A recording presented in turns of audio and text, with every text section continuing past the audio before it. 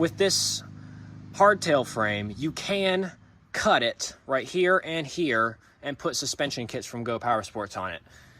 I'll have to see if I really want to do that, because that is pretty involved and it's pretty hard to go back when you're actually cutting the frame, so I'll have to see. But for now, the front suspension moves. I just want to do a no BS video on how to install the rear swing arm kit on your Coleman B200R, RT200, or RB200. Hi, did you accidentally buy a B200R before the RSV came out? Like right before the RSV came out? Well, yeah, me too. Anyway, we're going to turn this into an RSV by putting the Go Power Sports Megamoto 212 suspension kit on the back. This adds a rear swing arm and some lovely shocks. This is going to make the off-road performance actually doable and not a complete wreck on your buttocks and back. It's gonna take a little more engineering prowess, as of course this is for the Megamoto 212 primarily, but it's universal enough to where it will fit on these frames that are so similar that it just takes a little more trimming. I'll walk you through the steps of this engineering genius. Finally doing the rear suspension upgrade to this bike. I have suffered with this hardtail riding on Arizona and Utah trails with this thing. It's rough without any suspension back here. It doesn't matter how good you got that tire low, whatever, you need some suspension. That's really what makes this thing from a kind of a cheap redundant mini bike into more of an actual off-road motorcycle, just really small. But the actual dimensions of this rear swing arm are just a little tiny bit different. As you can see, it does fit in there decently snug, but it's a little too squared off here at the tips, so it doesn't quite sit flush with these tubes. But this is easily fixable, and before I paint this, I'm gonna go ahead and grind off what I need to from both of these brackets. Now you might be thinking that this is not a very safe and professional setup, but I assure you, you're the one watching this and I'm the one actually doing it, so there's no pain caused to you. It's just hilarious if I fail miserably. So, should fit just like that, really snug, not moving anywhere. That's perfect.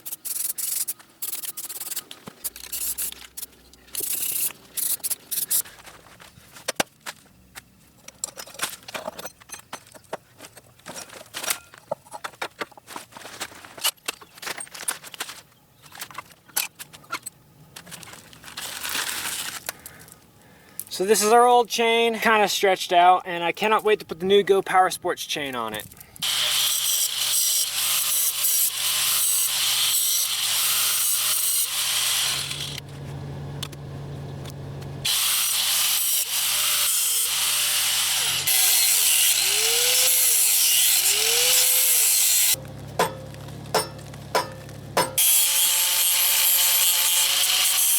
There's some water inside this thing, but that's the old arm.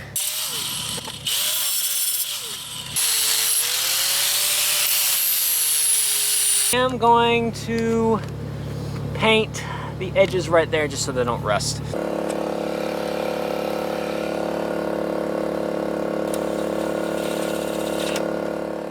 It definitely is recommended to keep everything nice and loose before you put the swing arm on, so you can line everything up nice and evenly.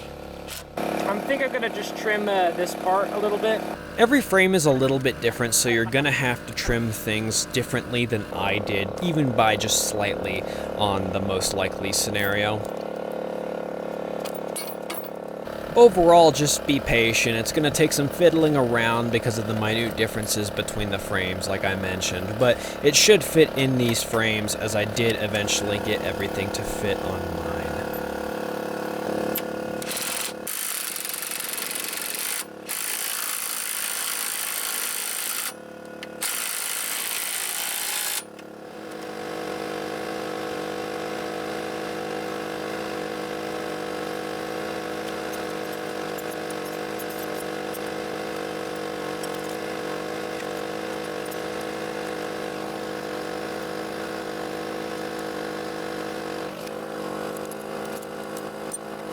Now, Go Power Sports clearly states on their website that you're going to need 5 feet of chain to cover the extra distance covered by the swing arm, as your stock length will no longer work. I did it the simple way, just ordered 5 feet of chain directly from Go Power Sports to replace my old one. There's also someone else on YouTube who has done a swing arm on the B200R who says you need a longer brake line, which is not the case. All you need to do is remove the stock mounting points on the brake line by default, and then reposition them up higher, and then move the brake line behind the shock down to the swing arm. There is still plenty of length, you just need to move it around.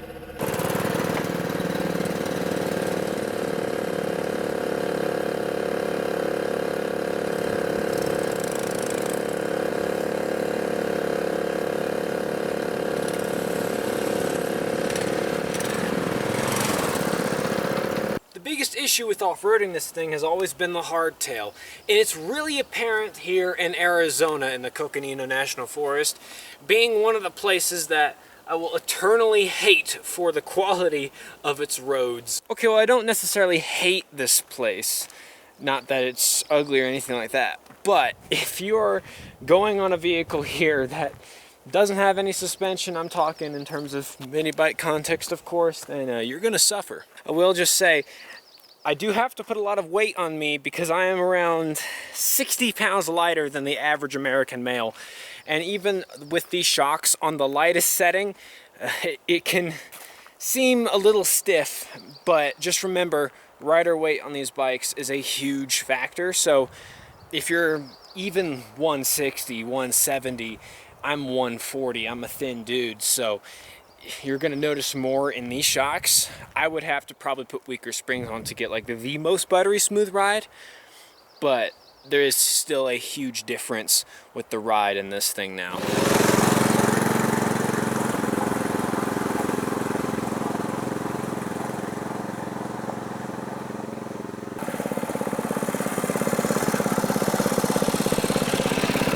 I think the worst of it with the hardtails when you were coming off of a big rock and then you hit the solid ground, because it's one thing if you're going up on a rock, when you're hitting it down, bam, it just slams you, and it does not matter how low the tire pressure is, because I don't even like to lower it unreasonably, because then it ruins your handling completely and lowers your ground clearance. This is really the solution that is just, I mean, I paid for it, but dang, it's nice.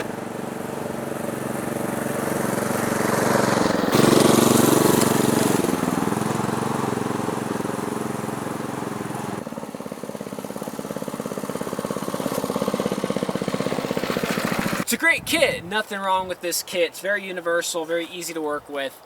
And I would recommend it if you already have one of these bikes. If you don't have one of these bikes yet, I'd recommend buying an RSV, so you just don't have to do the work. Plus, you're only going to spend, from retail at least, $200 more brand new for an RSV compared to this without a discount.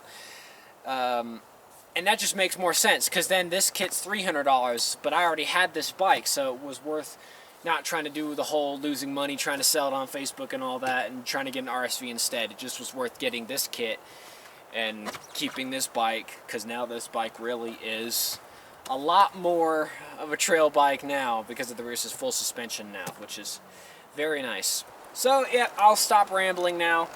If you made it this far, congratulations, you officially are a patient person. Thank you guys for watching. See you in the next video.